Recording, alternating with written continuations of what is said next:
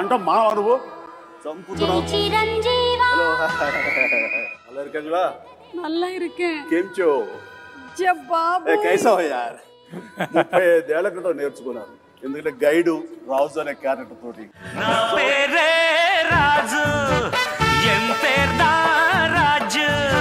రాఘవేంద్రరావు గారు ఈ థాట్ మీకెలా వచ్చింది అసలు? దత్తు గారు ఒప్పుకున్నందుకు ముందు అండ్ ఇళయరాజా గారి మ్యూజిక్ సిట్టింగ్స్ ఎలా ఉండేవి? ఇళయరాజా గారు జగదేక వీరుడు, ఆయన సంగీతం అతిలోక సుందరి అని చెప్పి మా బాస్ని సూపర్ అని సూపర్ తీశారు. ఏ తమాషా ఏంటి, మా బాసుని ఎరగ తీసేశారు మీరు. అవాహయామి నాకు గుర్తులేదు కానమ్మా, చిరంజీవి గారు చెప్పిందే కరెక్ట్, ఇంతే ఇస్తానండి. నా పేరే రాజు, రాజు మాకు తెలుసుకోవాలనుంది.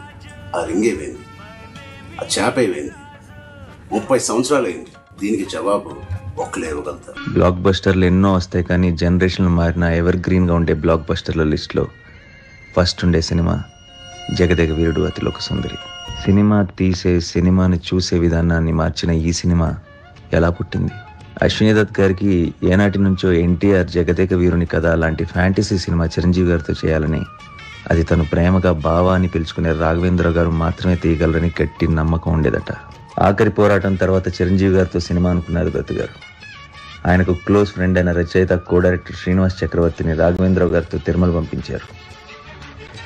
సరిగ్గా ఇద్దరు తిరుమలపై ఉండగా అశ్విని దత్ గారి మనసు తెలిసిన శ్రీనివాస్ చక్రవర్తి, దేవకన్య భూమి మీదకి వచ్చినప్పుడు ఆమె ఉంగరం పోతుంది, అది చిరంజీవి గారికి దొరుకుతుంది అని జస్ట్ ఊహామాత్రంగా చెప్పారు. అది రాఘవేంద్రరావు గారికి బాగా నచ్చింది. దత్ గారి కళకి దగ్గరగా ఉంది, ఆయనకి నచ్చింది. మరి జగదేక వీరుడికి జోడీగా అతిలోక సుందరి ఎవరు? అందరి మదిలో మెదిలిన పేరు ఒక్కరే, వైజయంతి ఆస్థాన నాయక, వెండితెర దేవత శ్రీదేవి. క్రేజీ కాంబినేషన్ సెట్ అయింది. దానికి తగ్గట్టు కథను తయారు చేయడానికి వైజయంతి మూవీస్ ఆఫీస్లో రచయితల కుంభమేళా ప్రారంభమైంది. ఎండమూరి వీరేంద్రనాథ్ గారు జంధ్యాల గారితో మొదలై సత్యమూర్తి గారు, విజేంద్ర ప్రసాద్ గారు, తమిళ రచయిత క్రేజీ మోహన్ గారు, ఇలా ఇంతమంది రచయితల సైన్యం సిద్ధమైంది.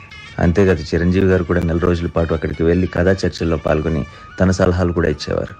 దేవకన్యను అతిలోక సుందరిగా చూపిస్తున్నప్పుడు నేను కొంచెం మాసిన గిడ్డంతో సామాన్య మానవుడి లుక్లో ఉంటేనే బాగుంటుంది, అందరూ కనెక్ట్ అవుతారని సలహా ఇచ్చారు. ఇంకోవైపు బాంబేలో తన కాస్ట్యూమ్స్ తానే స్వయంగా డిజైన్ చేసుకుని కుట్టించడం మొదలుపెట్టారు శ్రీదేవి గారు. ఇలా అందరూ కలిసి తమ సమిష్టి కృషితో ఈ అందమైన చందమామ కథని తెలుగు సినీ చరిత్రలో మరిచిపోలేని ఒక అద్భుత చిత్ర కావ్యంగా మలిచారు. చరిత్రను సృష్టించిన ఈ సినిమా ఇంత ఈజీగా అయిపోయింది అనుకుంటున్నారా? లేదు మానవ, చాలా జరిగినాయి. జగదేక వీరుడు అతిలోక సుందరి, ఈ సెల్యులాయిడ్ వండర్ వెనక ఎంతో మంది ఛాంపియన్స్.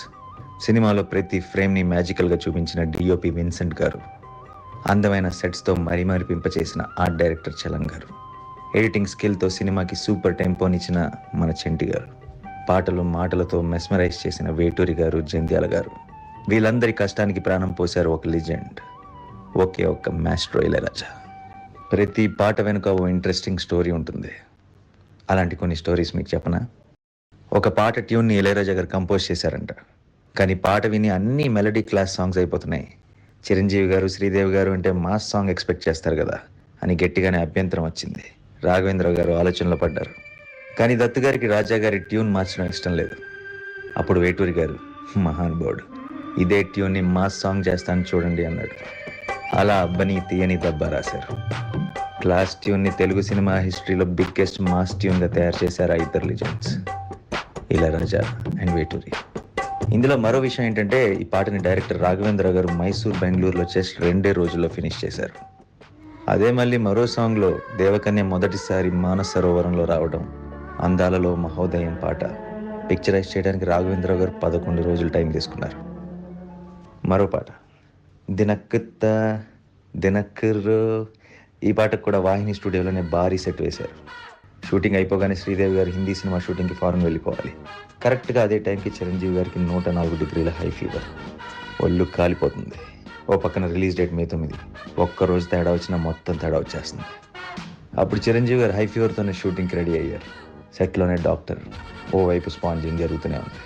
చిరంజీవి గారు శ్రీదేవి గారితో డ్యాన్స్, అసలు ఎక్కడైనా చిన్న తేడా అయినా కనీసం కనిపించిందా స్క్రీన్ మీద?